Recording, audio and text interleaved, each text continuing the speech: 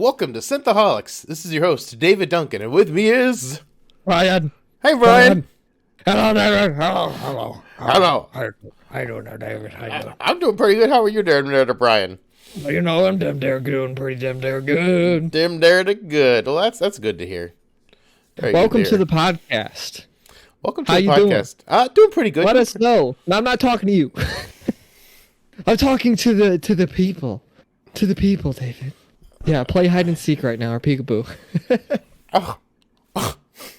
So, after many moons and the Earth going around the sun, David finally has achieved a goal in making me watch some type of Star Trek. That's not Lower Decks. You've watched Lower Decks, all 3 seasons, and you were... Oh, yeah, that is... Well, yes, I have watched Lower Decks, but that's like it's a whole different conversation going on. That doesn't align with this type of Star Trek. It's very close to this kind of Star Trek. Lower Decks feels the most like traditional Star Trek than any of the new shows. That's not how I felt. Anyway, as always, we got news, David. No, well, not really news. It's more just like, other stuff we want to talk about that's not part of our main topic type of thing. Yeah, but I mean, think that's fair. I mean, yeah, I mean, it's kind of news. I mean, like, we do like talking video games, and we are big in the video games. Hogwarts Legacy has come out, and it is a fantastic game. It's really good. It's one of my really favorites that I've played.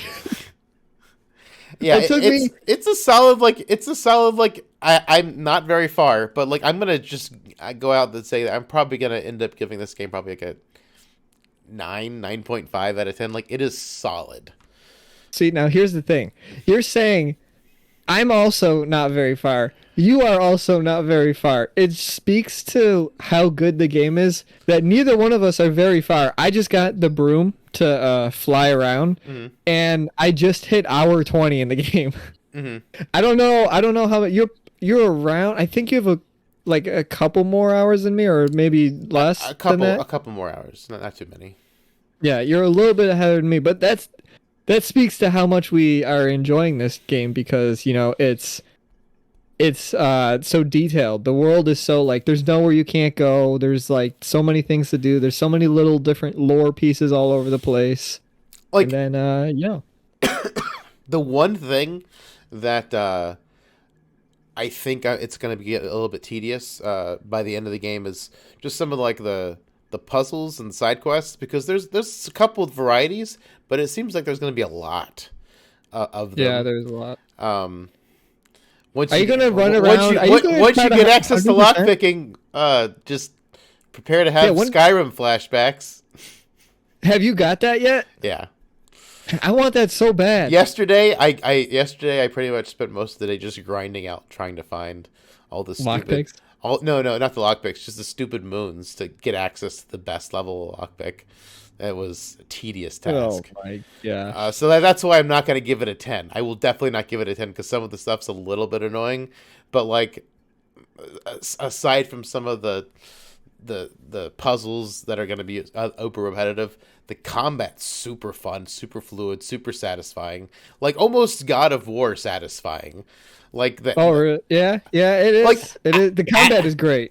Asio feels like grabbing the axe, like just like grabbing something. It's got that like tactile feel where the sound, or like the sound design and like the visuals kind of come together for like a really good feel. It's a great game. It's unfortunately mired in some kind of controversy, which makes absolutely no sense because I don't remember anything happening when the Fantastic Beasts movie came out.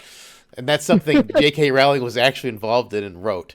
She didn't really have an involvement in this game. Zero involvement in this game, and this game is getting like railed. And the only person it's really gonna hurt if you're boycotting this game is the developers at Avalanche. Like these people is the people it's gonna hurt. Granted, the game's selling like hotcakes, so whatevs as far as that point. Like I think they're gonna be fine. Some of the critic... They're definitely going to be fine. Well, some of the critic review bombing might hurt their Metacritic, and I know some studios... It's not going to matter. Some studios get bonuses based on Metacritic score. Oh, really? Yeah, like for instance, Fallout New Vegas, they were 1 point below like the score for Metacritic they were supposed to get, um, and so they didn't get their bonuses. They were 1 point away on Metacritic. So I That mean, like, sucks. review bombing could hurt the developers. Not like user review bombing, but I mean like the the big Well, hopefully they mainline take that ones. into account because the review bombing just normally gives everything like a 1, and this game is not a 1 at any. It's just not. Like rating this game badly because of all this external stuff going on that has nothing to do with J.K. Rowling, even though everyone's trying to make it deal with J.K. Rowling, is is just awful because this is one of the best games out in years. It doesn't feel predatory. You've got like cosmetics all throughout the game. You can Yeah, change the way Ubisoft. you can The way change the way you Ubisoft look. does their games is they like give you like a sword, and then you have to do in-game microtransactions to change the way the sword looks. That's how they do their games, straight up. This game, there's like too much stuff to like. This is the game. This is the way a game should be made. But like wands, like the wand handle, that you would have to literally pay for that in Ubisoft games. And it's all there, and you've got transmog from like day one. Like the game is solid. This is the way games should be made, with this kind of care and crafting the world and the environment. Like if they made a Star Trek game or a Star Wars game, like I want this attention to detail. I want this to I want this in more games, because this is to me the golden standard of how video games should be made. If you're making them off a movie franchise, make it feel like you're walking around the movie sets. Like Yeah. it's that immersive. Like I want to feel like I'm there. And like I tried to play Star Trek Online like back in the day. A lot of my issue with Star Trek Online was like they artificially inflated the inside of the ships just for combat reasons, and because it was third person, not first person. So everything just felt off in Star Trek Online. So I just couldn't play it for very long because it didn't like it looked like aesthetically it was right, but the dimensions were inflated and felt wrong. So I just kind Couldn't of do it. was off putting. But Hogwarts Legacy, like the dimensions feel right or close to right. Yeah, they do. They everything. It's the only complaint I have at this point is performance. That's really the only issue I Yeah, have with the game. it's I haven't it's lockpicked yet, so I don't know what that's about. it's giving me Skyrim vibe, except it's not really lock picks. You just you just do it. So there's no chance of failure. It's just you have to do it every single time. It's kind of annoying. That's getting Well, really old there definitely fast. was performance issues. There still is performance issues, but I think I was playing last night, which was 2:17:23. If anybody's listening to this in the future, um, and I wasn't having too much trouble with frame drops as much as I was. Like there would be sometimes where it's like you get 5 frames for the next 2 minutes. I Yeah. wasn't having that's not happening to me anymore. There was another update this morning actually, so I'm looking forward to seeing Oh, if there was. that Hopefully, it's even better. changes that. But yeah, like even with the frame rate issue, it's been a remarkably good experience, even with that, and that's just Yeah, something that'll be ironed out over time. That'll be fine. But yeah, yeah. Hopefully, I'm just this is they how definitely were going this to is add how video Quidditch though. games should be made. There's so much. It's like you can tell that they like started working on Quidditch but didn't have enough time to finish it. It's like they got quests for Quidditch, they got like time trials, and they got the whole like Quidditch arena or whatever, like stadium. Yeah. All it's all there. They just didn't. They just didn't have enough time to implement the actual game itself. Hmm. So yeah, that's Hogwarts Legacy. I think we both enjoyed it. We're both enjoying it. Yeah, We'll actively continue enjoying to it. enjoy it. Absolutely. And controversy aside, I know you and I know bits and pieces of it, but like ultimately, I don't think either one of us have taken like a super deep dive into like exactly what's going on. But maybe you Yeah. have. I I, haven't. I don't really know. Who cares? I don't care what the J.K. Rowling has to really say as long as the game's good. Yeah, I mean, my big thing is like I don't understand the backlash for the game and not like anything else Harry Potter related, like stuff that she actually makes like actual bank from, Yeah. Well, I mean, she's like the still making movies. bank. How much? Do we know how much she still owns of her own franchise? I I don't don't know. know. Like, I don't know how that's like divvied up because it's like this. Somebody had to give them rights to make this game, and somebody had to give them rights to, make Harry Potter World or whatever in Florida. If she made any money from this game, it was probably just a one-time, like, we're buying rights for, we're buying another set of rights for Harry Potter to make a Harry Potter video game, and it was probably a WB transaction since WB is the overall studio that owns. Oh yeah, probably that like because they own the Harry Potter franchise. Because I mean, it's under WB and HBO, and I don't think it's fully under WB. I think J.K. Rowling does. She has some stake in it still. I don't think she fully sold it to anybody. Yeah, so I'm not 100% sure how all that works, but I mean, Warner Brothers is the publishing company, and so I'm sure they have to every time something comes out Harry Potter, they have to give her some money for additional a licensee or something. I don't know, but that's probably all it was. It was probably a one-time thing. If she's making big residuals from the game, that would be insane. Because, I mean, WB's taking a cut. Avalanche has to take a cut. They got to pay their employees. They got to pay the voice actors. They got to pay the mocap studio people that are probably outside companies. It's just we don't know the percent. The economics of games is absolutely insane. Yeah, it gets pretty complicated. She's definitely not hurting in the money department though. Well, I don't know how much money she has. But... I mean, she's filthy rich. It doesn't matter. Once you she's got the money. Once you have so much money, adding more money to it, she's not. I don't know. It's like the law of diminishing returns. Once you hit a certain. This is probably not how rich people feel, but as you and I are not filthy rich. As poor people, it's once you get so much money, what does it even matter?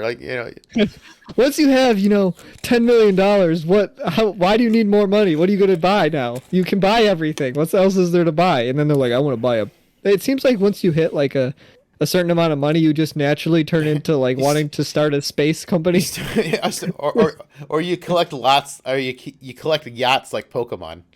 Yeah, I need 151 yachts. Yeah, I'll name them after each of the Pokemon. That's what once you're super rich, but if you want to get once the mega rich get mega rich, then they just start deciding to buy other corporations and start super weird companies. That seems to be what happens. So that's what J.K. Rowling's probably doing. She's probably trying to get to that mega super rich so she can start, buying, Lego. Who knows? Who knows? Yeah, I never saw the Harry Potter Lego boycott. No, I haven't seen any of those either. It seems, why is that? Why is it just this game where she's got the least amount of involvement in? That's causing the most trouble. It baffles my mind. Yeah. Well, another thing I just want to briefly bring up was the Nintendo Direct. That happened. The Nintendo Indirect? Okay. Yeah, the Nintendo Indirect. It was 40 minutes of showing games. The only one that I think I was was Zelda. I don't know. Zelda's coming out. I'm aware of it, but I'm okay, it's coming out. Yay. How many weapons broke in the trailer? I know, right?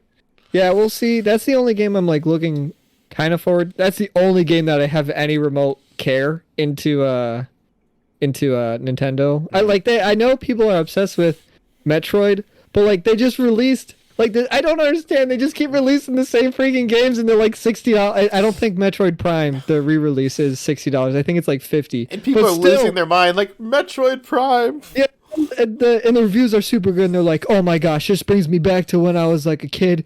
The graphics are 3% better. It's just man, I don't why don't you want them to make a new game? I don't understand. Oh man. I don't know. I tried Metroid Prime back in the day. It felt kind of janky to me back in the day. I was like, I don't. Well, that jank's all back, and people love it. But it's just bizarre because I mean, I come from a PC first-person shooter like Doom, Quake, Wolfenstein, the classic shooter games, and then this just felt weird. Comparatively to them, I was like, I don't know if I like this.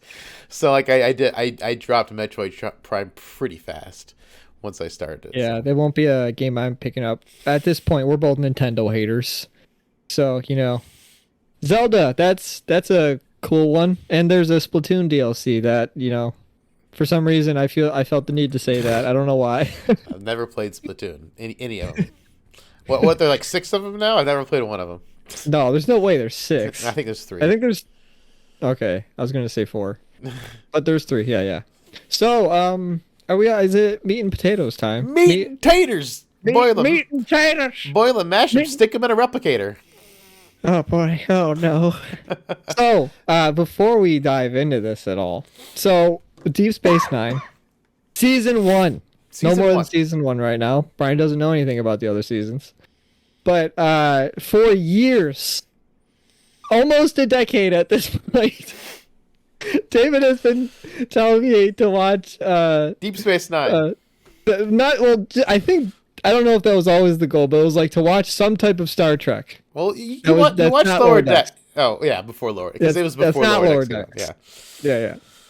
So, I love Lower Decks. It's one of my favorite shows that's currently airing. Well, it's not airing right now, but like, it's like it's between seasons. Yeah, it's a current show because it's still it's not canceled yet. It's not over. It's an ongoing show. Yeah, that's one of my favorite shows. Mm-hmm.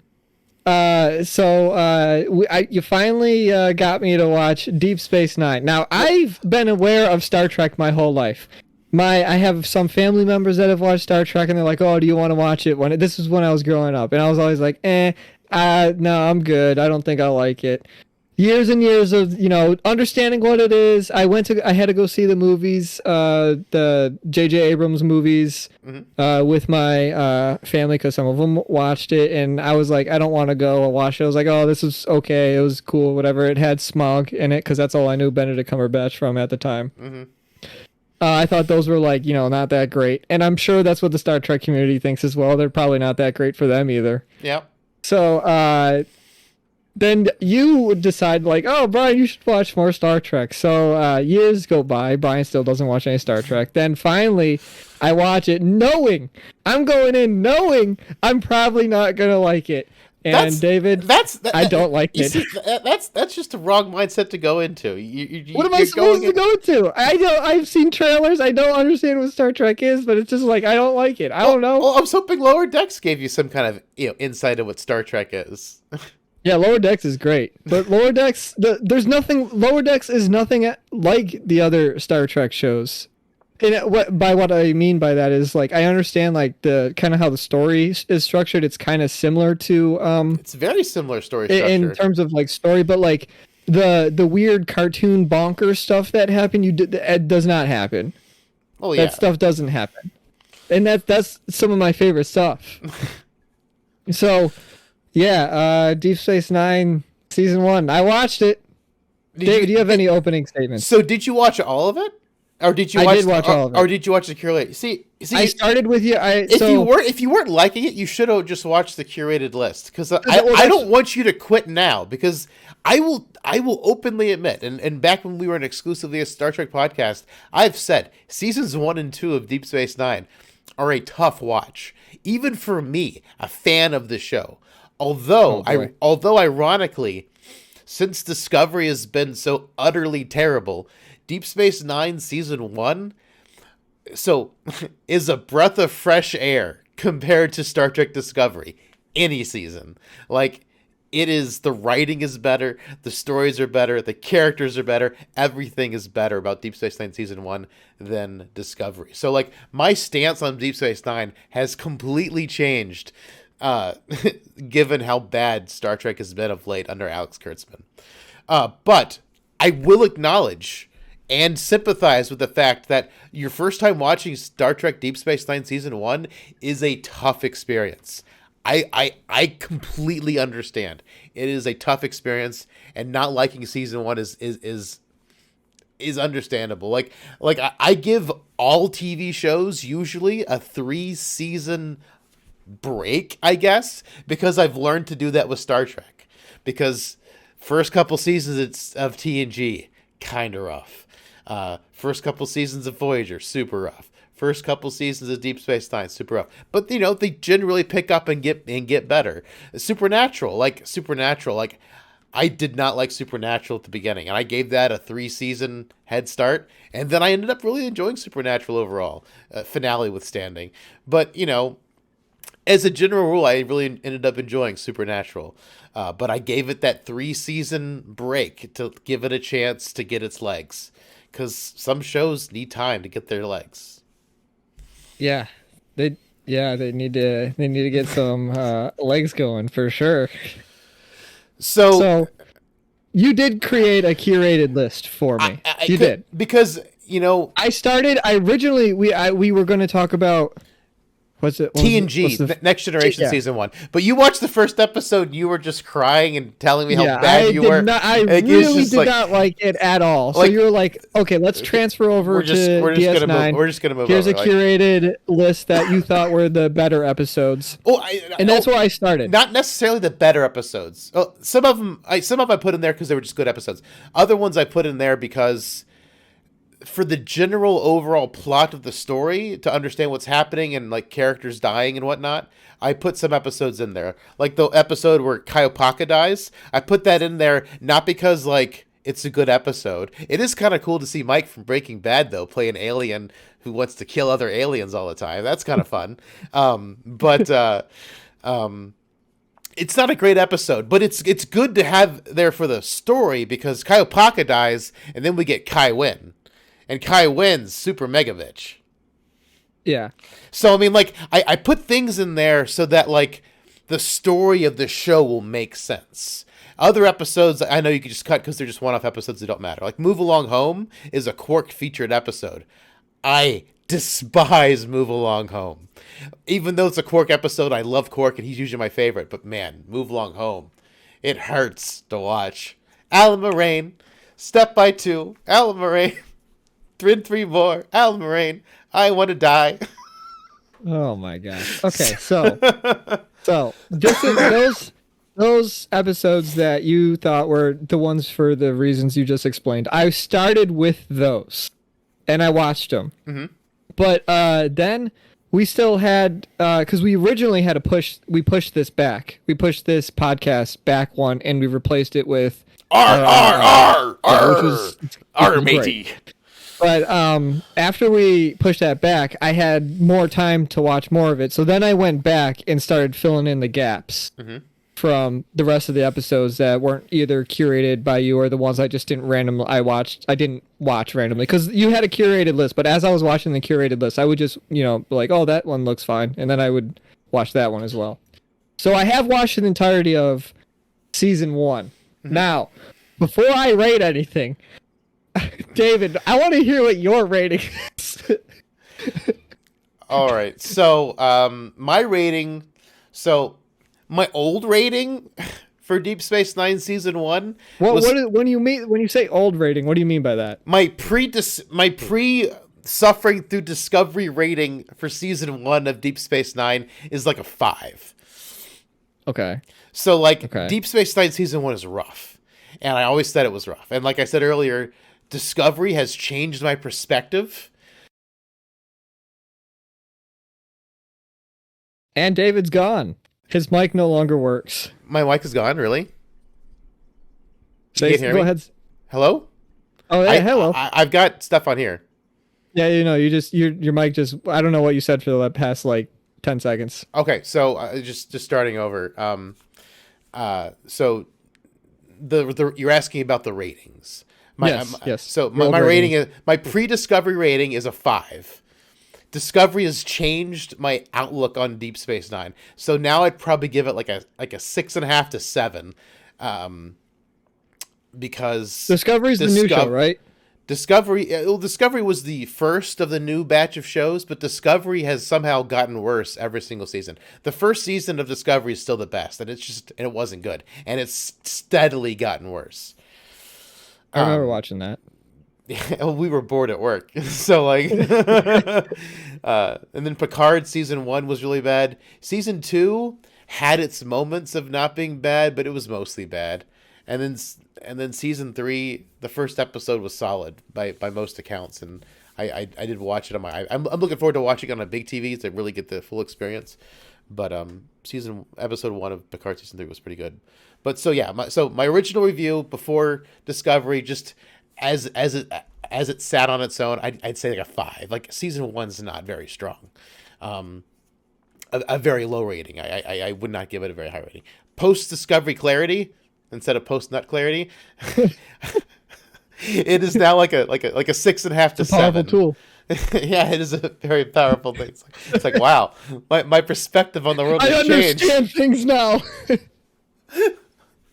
Yeah, I understand things better now. So yes, my post nut / discovery clarity has risen Deep Space Nine to like 6.5 to 7. Like it's a rough, yeah, it's a rough season. It's still rough, but it's light years beyond Discovery.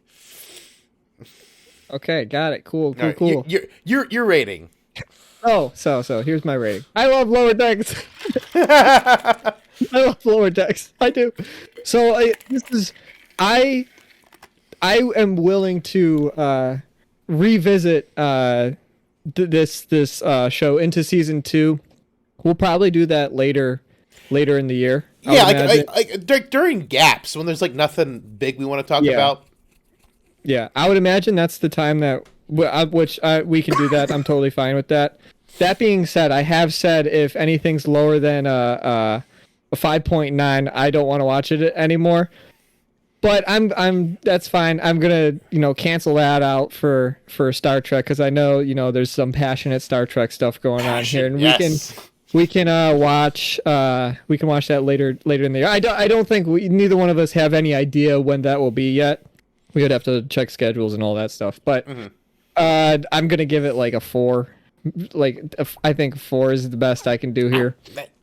That's fair. Like I only gave it a 5 as my pre nut. I did my favorite I guess story that was kind of because it seems like all the episodes they're kind of connected but like not really type of thing. It's similar to like what you say with Lower Decks. Yeah, I mean it gets way more connected starting in season 4, but there is a loose connection throughout season 1, 2, and 3. Yeah. Yeah. I'm here I go with the names, but I don't remember the name of the guy. What was the story? It's when they capture it's like the alien guy. You say his name all the time. He's got like weird stuff on his face. He's a Cardassian. Yeah, Cardassian guy. The one they throw in jail because I like that story. That was my favorite part of the whole series. Duet is the best episode of season 1. Duet's a powerful episode. Yeah, what would you give that episode like on its own, like as a story? Probably like an 8. Yeah, Duet's fantastic. Duet is the best episode of season 1 by far. So before, like, it just says as more clarity, you hated that first episode of TNG season 1. It was awful, and I'm sorry you watched that. I wanted to go Deep Space Nine. Stuart wanted you to start with TNG, and I'm like, I don't know. I don't want you to fall off before you watch Deep Space Nine. So well, I watched the first episode, and you were like, okay, nope, we're not doing it. Nope. I want if you watch any Star Trek series all the way through, I want it to be Deep Space Nine because I want that to grow on you. TNG.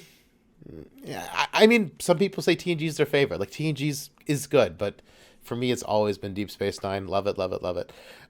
So I then had you skip to Best of Both Worlds, Part 1 and 2, just so you could have some clarity going into Emissary, the pilot episode of Deep Space Nine. Was that helpful? Well, yeah, because then I would have no context to what's going on. Oh yeah, I mean that's why I wanted you to watch it. What did you think of Best of Both Worlds? It was fine. I don't know. I didn't really all the other besides that one episode Duet. I don't know the name of the episodes or like when they come in the series. I don't know if the season that good. But besides Duet, all of them, there was some of them I liked a little bit more than others. But for the most part, I didn't really like super love any of them. It's just Duet. Yeah, Duet's a fantastic episode. So like if you like that one, you're golden. Like that, you're in line with most normal Trekkies for season 1 of Deep Space Nine. I would assume Stuart would probably tell you the same thing. Stuart might have had a higher rating for season 1 of Deep Space Nine overall, because I think it's also I mean people love Deep Space Nine, but most people that I know I've spoken with like Duet is like a top tier episode. So. It's just such a powerful episode. The dude is like pretending to be this like this awful person. So like, for those of you who don't know, or who may have come to us after we were a Star Trek podcast, in Deep Space Nine, Cardassians are space Nazis, and then the Bajorans, that woman in red behind Brian, they're basically space Jews. And so like they were oppressed, and like they had concentration camps basically, and They got a weird nose. he claimed to be a leader of this concentration camp, and he wasn't. He was just the file clerk, and he literally liked his filing system, and Yes. he felt guilty for all the things that his fellow Nazis had done to the fellow space Jews. So he was trying to like be a martyr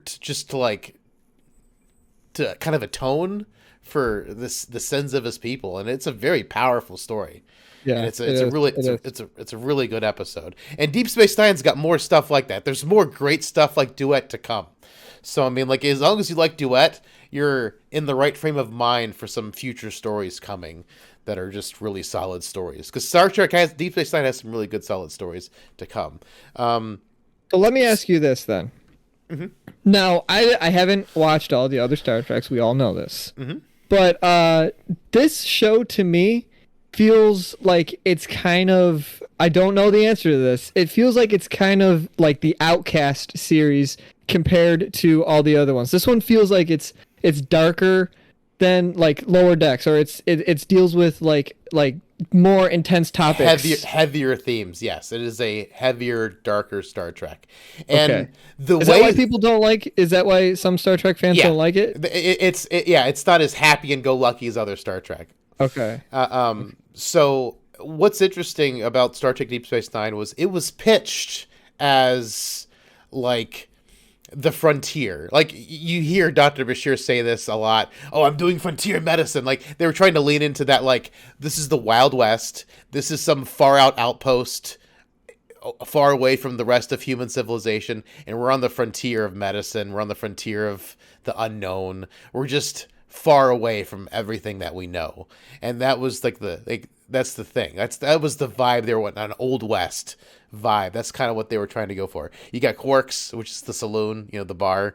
You've got, and he's also got the hollow suites upstairs, which are for fornication, so he's like also like kind of like the brothel guy too. Like, Star Trek, for a show that's like rated TV PG, I love how like almost dirty and like I don't think this show, if this show was re-rated for nowadays, I don't think it'd be rated the same. But back in the day, this was rated TV PG, and this is very like, there's a lot of sexual innuendo. Like, there's nothing like ever like bad, but but they definitely talk about imply certain stuff. They imply a lot of stuff for like a show that's like that's been traditionally like labeled at this like really low rating. It kind of gets away with a lot, and that's partly why me and Aaron had such fun with it, because we were able to like start, they had sexual innuendo, and then we just like we just like steamroll it into this like even dirtier, bigger thing, and we just like go as far as we could with it, like making jokes. Like, that was so much fun with this, because like they can be really dirty, and like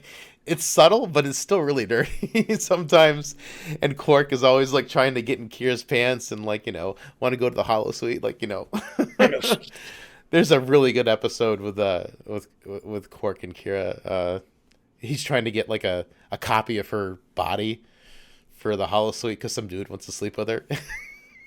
Oh boy, Star Trek stuff. Oh, Do you man. like where does this guy play into like your favorite like CEOs? Cisco? Yeah. I'd say overall he's probably my favorite. Really? He's your favorite? I like Benjamin Sisko, then Picard, then Kirk, I guess. Why?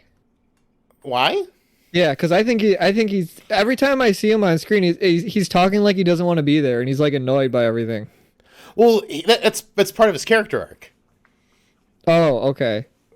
He doesn't want to be there. Like, Picard killed his wife. Like, oh yeah. Okay. Picard killed his wife, and he is taken away. He's raising his son basically in the Old West in the middle of nowhere. Like, that's the mentality. He's in this crap situation.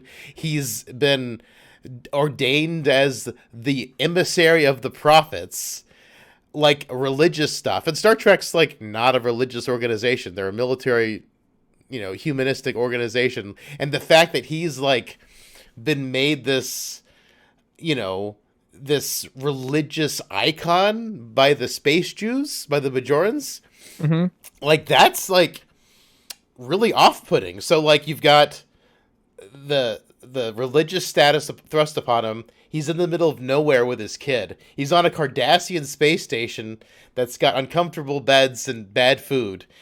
He's got to deal with Ferengis and Cardassians all the time. And then the person who put him there was the guy who killed his wife. So I mean, like I guess it makes sense. It's kind of like I just didn't feel like he was like a good leader. I don't know. That's the kind of energy I was getting from him. Well, he gets really he's really sarcastic with everyone. Like Deep Space Nine season 1 is also better in hindsight. Like once you've seen all 7 seasons, season 1 on a rewatch is better than it was on the first time. Where does Picard rank? Because obviously, I'm sure Picard is a captain. Picard is a captain during this time period. So this starts around season 6 of of TNG, because these shows ran concurrently together. Well, how come this guy's not in any like memes? Deep Space Nine's just not as popular in general as Next Gen. Okay. I mean, he's in some. I'll find some good. The most common meme is him like pointing like like I'm a god or something like that, because that's also part of his arc. But so it's crazy. I like him a lot. Deep Space, but the thing is with Deep Space Nine, the side characters are some of my favorite characters. I think Garrick overall is my favorite character in the entire series. Which one? That's this guy? Garrick is not in your photo. Garrick is the tailor, the Cardassian who like. Oh, okay. He had Julian Bashir come listen in on that plot that was going to happen. Yep. Okay. Yeah. I know who you're talking about now. What about Liquid Man? Liquid Man. I like Odo. Like Odo and Quark, their relationship is the one thing, like, back pre-Discovery, back pre-Nut, their relationship together and how antagonistic they are of each other, and how they kind of like they're frenemies. Like that relationship is what gets me through season 1 and 2 of Deep Space Nine. Relationship. Because on your curated list, one of them is dealing with when he's turning back into a liquid pool, and the woman's like, "I'll take care of you," and then I don't understand how like she just like puts him in like a cloth thing. How does it? How did the cloth thing not leak through? In her wig, I don't. Maybe he's not. Maybe he's viscous. He's pretty thick. He's pretty thick. He's not. I mean, he could if he was trying, he could probably go through a thin, piece of cheesecloth. But I mean, he's pretty viscous. He's what happens if they like cut when he's in liquid form? What happens if they like remove part of the liquid? Does he can he not like have an arm anymore? Well, the thing is, like he would probably just have less internal space. Like he's probably just filled up inside with liquid. But if they took some of him out, he would just be like shorter or something. Or he'd have a hollow spot inside his chest or something. Oh, okay. Or he'd have more room inside his mouth. He's not, a humanoid. So I mean, like he doesn't need. He just takes the shape to appease everyone else. Oh my gosh. So there's an episode where the doctor does take like a piece of him to study it for a little bit, then he gives it back. And he's like I'm gonna want that back. Take a piece of my liquid. Take a piece of my goo. I need that back. Well, see, the reason that's on the curated list is because that's Loxana Troi. That's Deanna Troi's mother from The Next Generation. Oh, okay. That's her mother. She's an ambassador, as you saw in the episode. She comes up a couple more times in Deep Space Nine, which is why I had that episode on there. Because their first interaction is very important for another episode that she's in with Odo. A lot of it's relationships and how they change over time. Like Julian Bashir, I hate him in season 1. Like he is just like the horniest little panty puller, like skirt chaser there is. He is just like awful. He is insufferable for most of season 1. Yeah. He has a big arc in the show. Oh, really? He changes a lot. Jake, the annoying Jake, his best friend Nog. What do you think of him? Eh. He's He okay.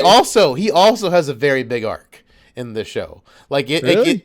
yeah, these it's They don't crazy. feel they don't feel like they're big art characters.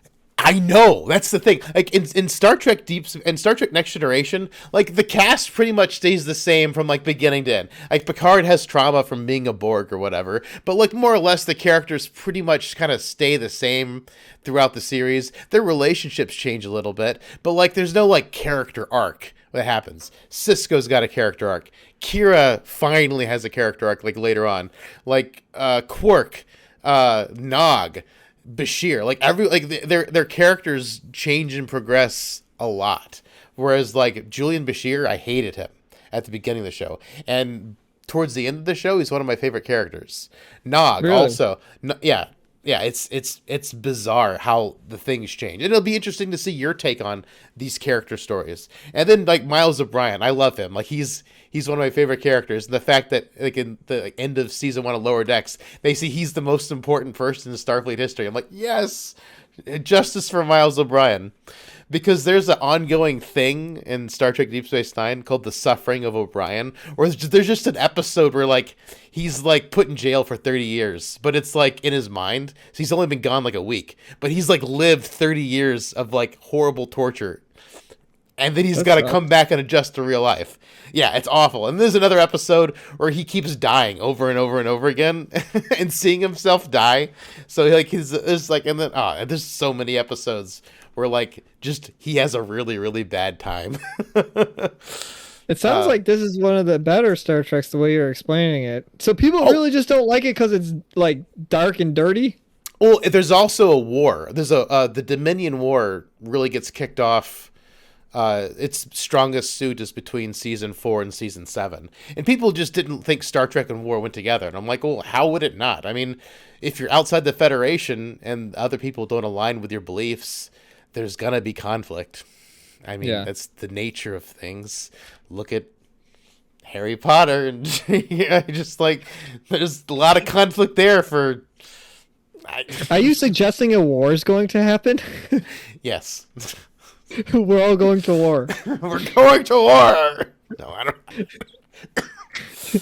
So I mean, there's lots of really great stuff. So like architecture, like what do you think of it from like just like the art standpoint of the game of the show? Because you've seen those couple episodes of TNG where you've got like the Enterprise D, which is like the Marriott Well, this of like seems like it's spaceships. the Marriott of spaceships seems like everything's clean and everything's got to be a certain way, and then you get to this and it feels like, we'll pick that up later, or like that we'll take the trash out at someday, and it's or they got like it's like I don't. It's just like the whole. It's like a whole darker. Everything's a little darker. It feels a little bit more like rough around the edges types of thing. Well, do you like the aesthetics of it though? Like I love Deep Space Nine. I As a prefer the aesthetic rather than having everything clean and pristine.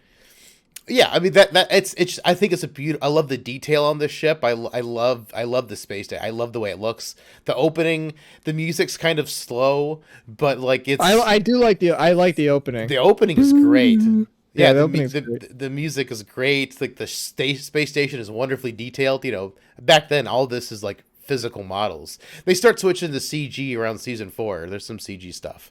Um, So everything's still it, practical. I do yeah, like I there's a like the lot way of the ship looks. the space station. The runabouts are Where pretty does cool. this rank in ships? What do you mean? It's Like, a space station. well, okay. Okay, just in terms of like space things, do people like the way this space thing looks like? Because I really like it. I like this more than like most other things I've seen in Star Trek. I like the way it looks.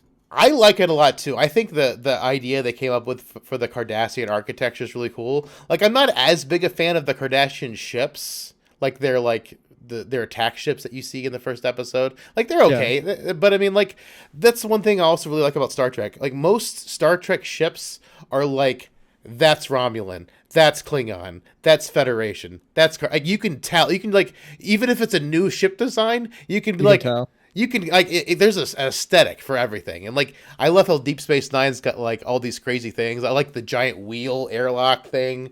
That was cool. Like, I mean, just I don't know, just the aesthetics of the ship or the space station are really nice. I like it a lot. And like, it's just kind of like, the thing that always struck me as weird is they complained about the beds and stuff like that. I'm like, you can like, get new beds. But they just kept everything Cardassian, even though like, like You can get new beds. they can just like replicate new beds probably if they wanted to. Like, I don't know. Yeah, yeah. Also, so there's an episode called "If Wishes Were Horses." This is my guilty pleasure episode, where I know it's a terrible episode, but I like it anyway.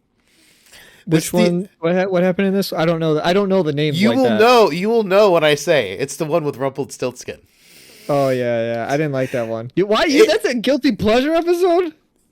Yeah, because they put Rumpelstiltskin into Star Trek, and it made sense. Like it's stupid. I thought that was that's why I didn't like it. It's stupid, but like it's also very like an old classic some weird aliens just kind of screwing with people to see what happens, and one of them decides to be Rumpelstiltskin. Like, it's absolutely ridiculous. It's so stupid and so bad, I kind of love it. How'd they come up? Where do you think they were when they're like, let's write this episode? Do you think they were like drunk? Like, what was going on in their heads? I add Rumpelstiltskin in. Let's add Rumpelstiltskin and a future baseball player. Yeah, exactly. Why? Where did they get these ideas from? They had to be doing coke. They were doing coke. That's the explanation. They were doing coke off Quark's head. Exactly. That they all dressed up. They all dressed up like Quark, and then they had the makeup department make them all look like Quark, the writers, and then they wrote the episode. They're all doing cocaine. I acknowledge it's not a good episode. It's just, for me, it's a guilty pleasure episode. Like, that's just it's always kind of been that way. Then. I just think it's funny that they put Rumpelstiltskin into a Star Trek episode randomly. It's just like, it's just funny to me. Didn't see that coming. Didn't see that coming. That's not something I had on my Star Trek bingo card. Oh my gosh. So that's what do you got? What about the episode with Tosk? Did you like Tosk? Which one was that? What happened in that one? It's the one where the alien was running away, and like O'Brien was his best friend helping him like get away. They said Tosk like 1,000 times in the episode.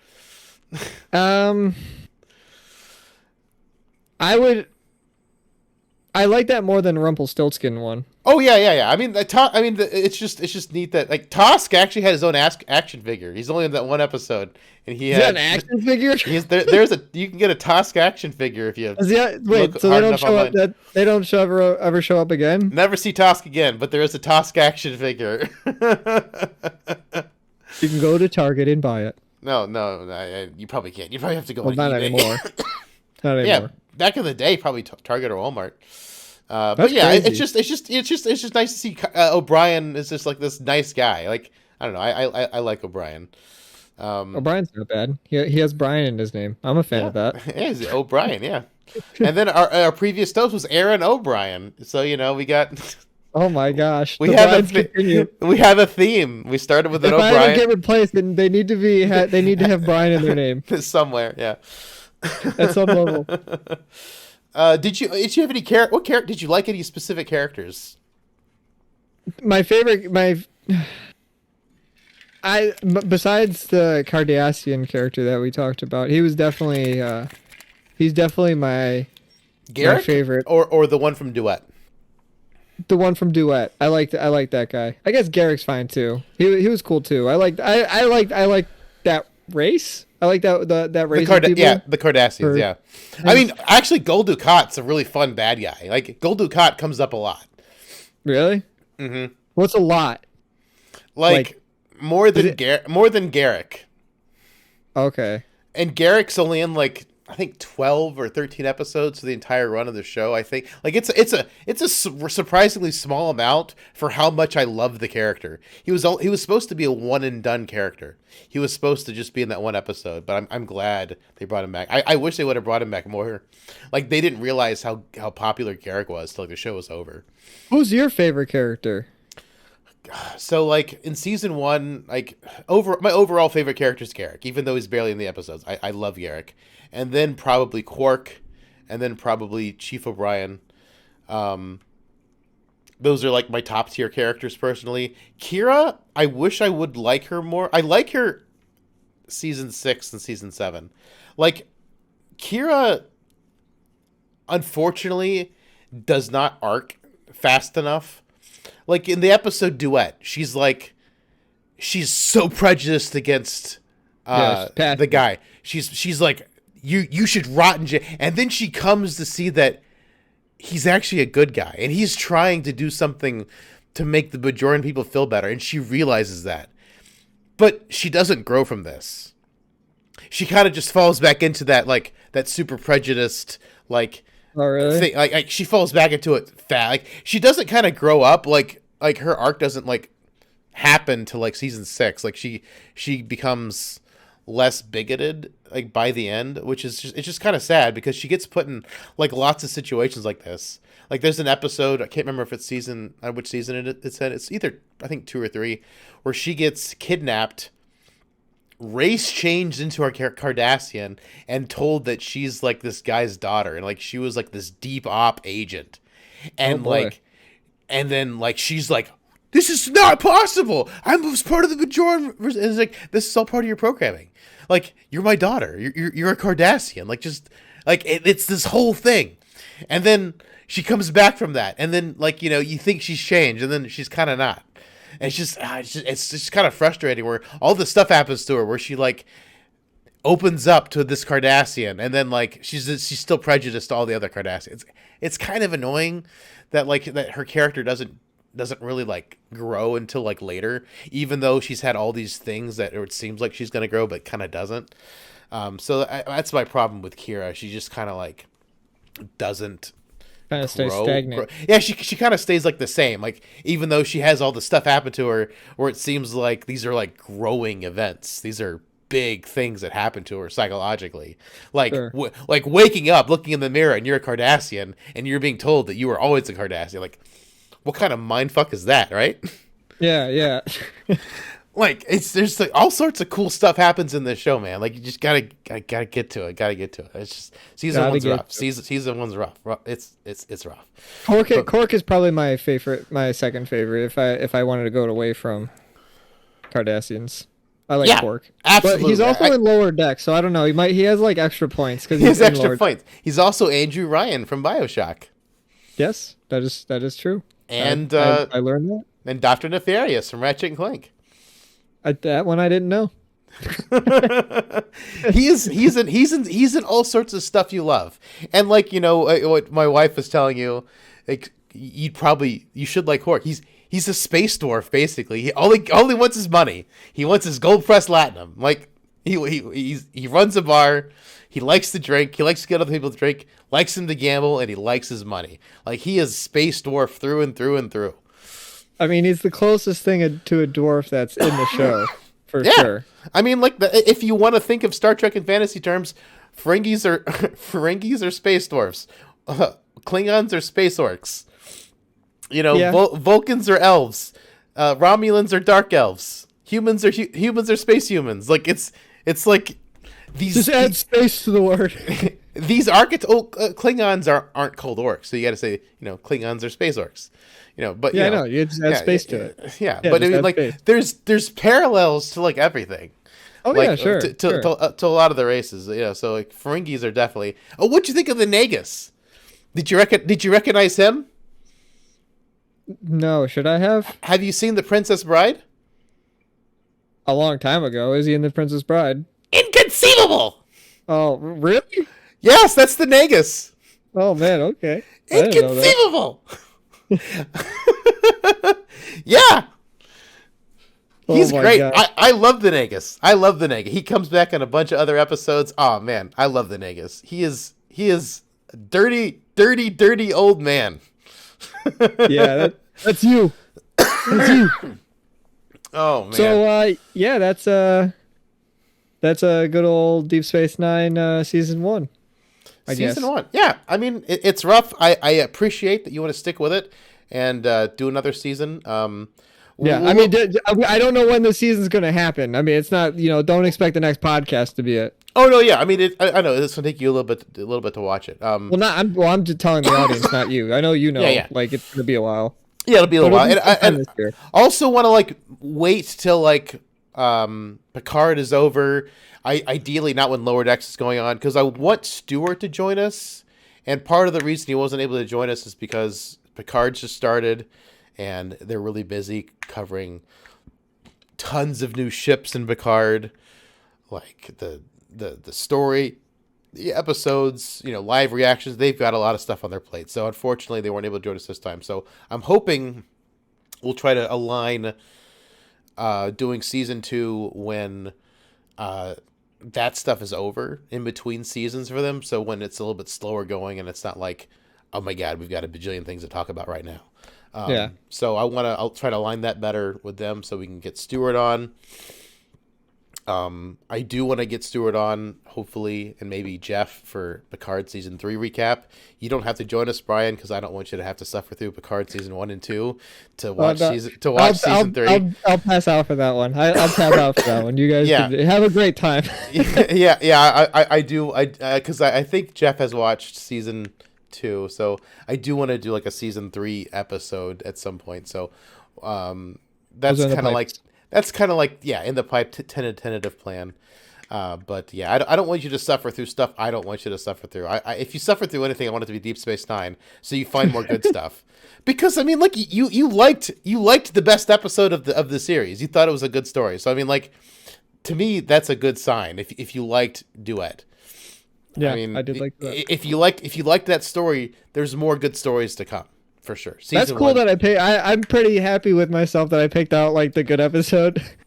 Yeah, that is without helping anybody, like kind of leading me or putting anything in my head. It was just I did not. I gave Brian no lead. I wrote down episodes that you must see. Duets has nothing to do with the overall plot because, like I said, it doesn't affect Kira into the next episode, is the next season at all.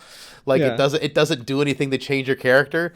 But I put that on there because it is the best episode of the series. So yeah, I wrote Brian's list.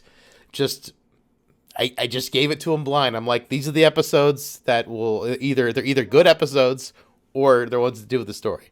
So yes. most of them were just ones that do with the story, the overall story. That was the good one. That was in there. Oh, and the Garrick one doesn't really have to do with the story, but it's just a good one too. I like Garrick's introduction. Like, on a curated list, every single Garrick episode would be in there for sure because they're all worth watching. Yeah, they're fine. They're fine. Yeah, they're the best so far. Yeah, you like the Cardassians. I think the Cardassians are great.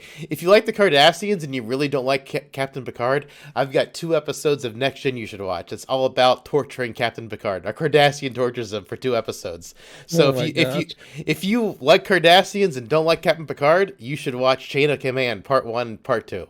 I thought Picard was like the good guy. I thought everybody was like, this is the staple of what Star Trek is. It's like, this is the guy. Most people do. Most people like TNG the best. I like Deep Space Nine the best. But since you did not like the Picard, if you didn't like TNG, and you do like Picard, Cardassians. though. Well, I don't know anything about Picard's character, but I like Picard because he's like the Professor X. Yeah, he's Professor X. He's like the meme guy. And Patrick Stewart. Yeah, he's and it's Patrick Stewart. Everybody likes Patrick Stewart. Yeah, Patrick Stewart's great. Is he in season 3 of Picard? He's in all 3 seasons of Picard. How old is he? He's got to be like an elderly man. I think he's like 15 years old. Oh, 15. Okay, so he's pushing it. No, he's in his 80s. Okay. Like late 80s? I feel like I was gonna say I thought he was in his 90s. I don't remember his actual age. I just because he's somewhere looked in his 80s. Pretty old when he was in Logan, and that was a number of years ago now. I feel like they kind of aged him up a little bit in that because I mean I think he looks not as bad or on par as Logan, and Logan is several years old for sure. Yeah. Well, there's gonna be another podcast. I forget what we're talking about, but it is out there. In our minds, we know what we do know. We do have the ability to look at it. It was either D&D or Cocaine Bear. Yeah, it was one of those 2. I don't know whichever one comes. I can't remember. One of these are coming down the line soon. But yeah, that was Deep Space Nine. It's not gonna be Ant-Man. No. I've seen nothing but bad reviews for Ant-Man, and maybe when it comes to Disney Plus, I'll watch it, but I'm not going to the movie theater to watch a movie I really don't want to see. Yeah, Like I don't know, Cocaine me Bear looks funny, so I do kind of want to see that in the theater and talk about that. I feel like that's soon. gonna be. You can stream that though. That feels like it's also. You're also gonna be able to stream that movie. I hope so, but like if we have to go to the movie theater, might have to do that. But D&D looks good. I'm tentatively excited for the D&D movie. Oh no, you gotta keep it. You're supposed to keep your expectations low. Tell everything. Say everything's gonna be trash. Everything's gonna be trash. Yeah, everything's gonna be trash. It's all trash. It's all garbage. Oh, garbage. Red Letter Media even talked about Picard season 1. I thought they were done talking about Star Trek. Didn't they say? I could have swore you told, because I don't watch their Star Trek stuff.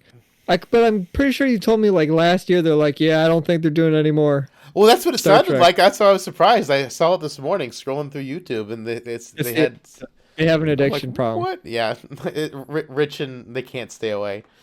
They Yeah, probably did the same thing. Like everyone says, Picard season 1, season 3 is better than all the other seasons, so they're like giving it a shot. I don't know, man. I feel like they're not influenced by other people. I feel like they just do whatever they feel like doing. But it's weird because they said they seemed like they were swearing it off, but I don't know. Who knows? I don't know. Who knows? That's how I feel about Star Wars. Yeah, I don't want to watch any Star Wars content right now, at all.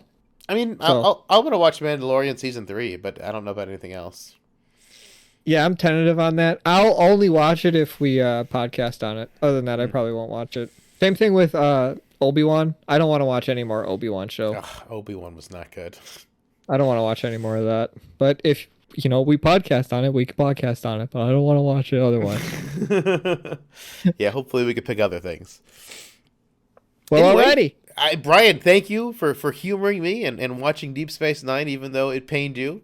I am No problem. I'm very proud of you for liking the best episode Thanks, of the Dad. season. Thanks, Dad. Gee golly, your son. Dad. We're learning how to Deep Space Nine today, son. And you did good. You picked the best one as your favorite. There you go. It's God. weird. I used to be the son when we talked about Deep Space Nine. The tables have turned.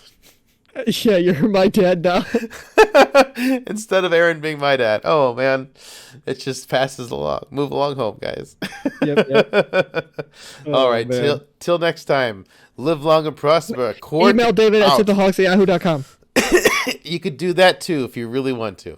Nobody does that, but I'm just saying it for the memes. I understand that memes. this is not the most ideal way to do it, but that's why I'm saying to do it, because I know it's the not ideal way to do it.